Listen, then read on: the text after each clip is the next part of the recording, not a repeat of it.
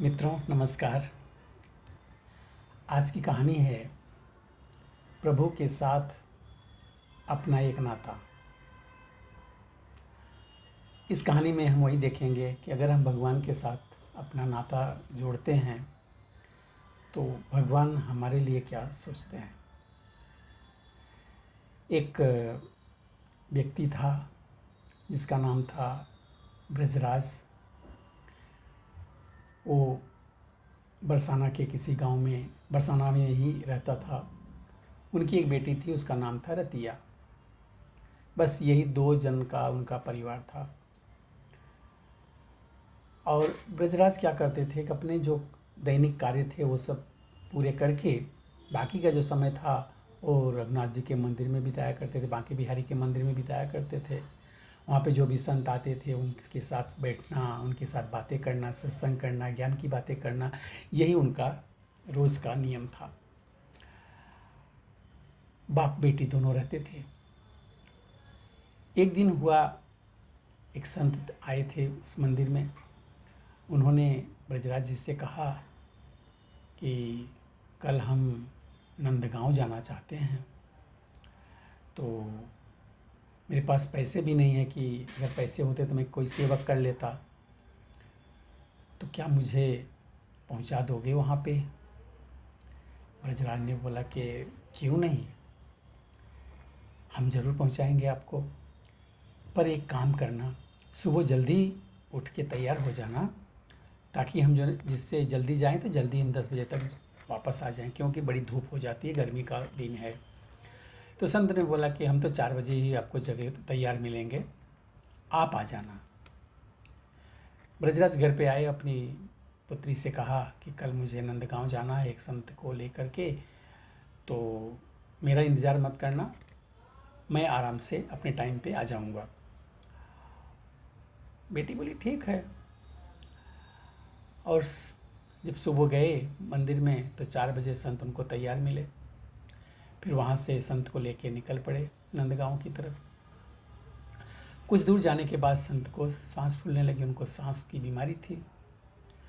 बोले भैया बैठ जाओ, थोड़ा आराम कर लेते हैं, विश्राम हो जाए तो चलते हैं, बड़ी सांस फूल रही है।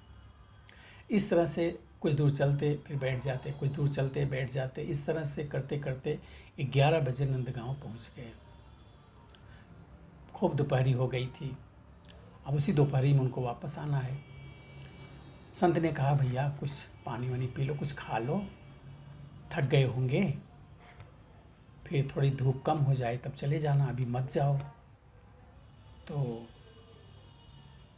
उन्होंने ब्रजराज ने कहा कि आपको पता है नंदगांव में हमारी राधा रानी ब्याही हुई है, तो हम उस गांव का पानी कैसे पी सकते हैं, बेटी के गांव का पानी, बेटी के घर का पानी हम नहीं पिएंगे, हम पहुंच जाएंगे। कह के ब्रजराज निकल पड़े घर से, वहाँ से उनके संत के पास से। अब नीचे पाँव जल रहा है, बालू है सब, ऊपर से सूर्य तप रहा है। चले जा रहे हैं, चले जा रहे हैं, जलन हो रही पैरों में। बांके बिहारी का नाम लेते चले जा रहे हैं और बांके बिहारी उनके पीछे छतरी लगाए चले जा रहे हैं। लेकिन वो छतरी किस काम की, नीचे तो पाँव जल ही रहा है। इस तरह से करते करते करते करते एक जगह पे आकर के एक पेड़ के नीचे बेहोश हो गए, गिर पड़े ब्रजराज, गिर पड़े। अब कृष्ण ने थोड़ा बहुत को उठाने की कोशिश करी, कहाँ उठे वो।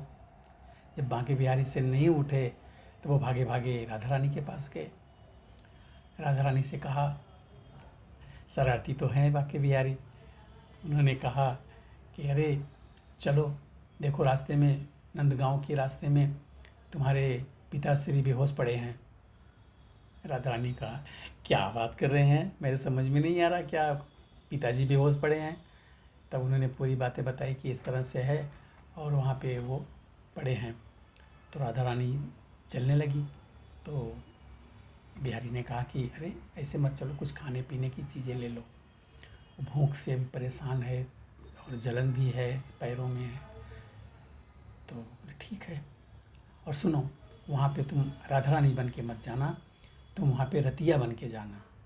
उनकी बेटी है ब्रजदास की, उनकी बेटी रतिया बन के जाना और बोलना कि बापू खाना खा लो। ऐसा लेके गए बिहारी। वहाँ पानी के छींटे उठे, राधा रानी ने मारा उनके चेहरे पे, उठ के बैठे, बोले बापू आप भोजन कर लो, बहुत टाइम हो गई है, मैं आपकी चिंता करी थी इसलिए आ गई। तब बांके बिहारी की, राधा रानी की आवाज़ सुन करके राधा रानी की आवाज़ सुन करके ब्रजराज खाना खाए, पानी पिए, और खा ही रहे थे तभी राधा रानी ने कहा कि बापू आप खा पी के आराम से आइएगा, घर पे मेहमान आए हैं तो मैं घर पे जा रही हूँ। ऐसा कह के वहाँ से राधा रानी इधर गई उधर गई, लापता हो गई, चली गई। ब्रजदास जी खाना पीना खाए और शाम को आराम से जब घर पे आए तो कोई घर पे था नहीं, तो बेटी से पूछने लगे कि मेहमान चले गए क्या? बेटी ने कहा कौन से मेहमान? कहा जो आए थे। तो कहने कोई मेहमान तो नहीं आया था। पहुँचते तो पहले सबसे पहले वो अपनी बेटी के पैरों में गिर पड़े, बोले बेटी आज तो भोजन नहीं लेके आती तो मेरे प्राण नहीं बचते, तो भोजन और पानी ला करके मेरा जीवन बचा लिया। बोले बापू मैं कहाँ आई थी वहाँ पे? तो बोले आई थी। अच्छा मेहमान कहाँ है? बोले मेहमान कोई आया नहीं था। अब उनके समझ में आ गया कि बेटी हमारी कहीं गई नहीं, मेहमान कोई आया नहीं, तो मुझे किसने भोजन कराया? इसके बाद भागे भागे बांकेलाल जी के मंदिर में गए। बोले वाह प्रभु, आपने तो अच्छा निभाया, भेज दिया राधा रानी को हमारे पास भोजन ले करके। तो ऐसे ही है, जब हम भगवान के साथ में अपना रिश्ता बनाते हैं तो उसी रूप में आकर के हमारे साथ हमारे कष्टों को दूर करने के लिए तैयार रहते हैं, आते हैं। दोस्तों मित्रों, आज की कहानी यही थी, कैसी लगी कमेंट करके ज़रूर बताइए। तब तक के लिए आज्ञा दीजिए, नए वीडियो में नई कहानी के साथ मिलने के लिए धन्यवाद।